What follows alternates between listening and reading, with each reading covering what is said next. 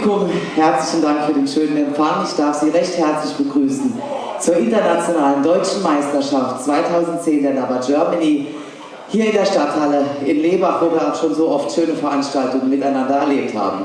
Wir beginnen mit den Kürvorträgen unserer tollen Athleten, die wir eben schon gesehen haben. Wir beginnen mit den Junioren.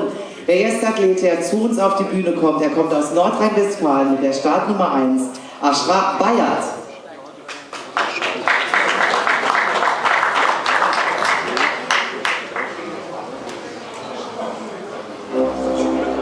The story of the old Mr. Olympia, Sergio Oliva.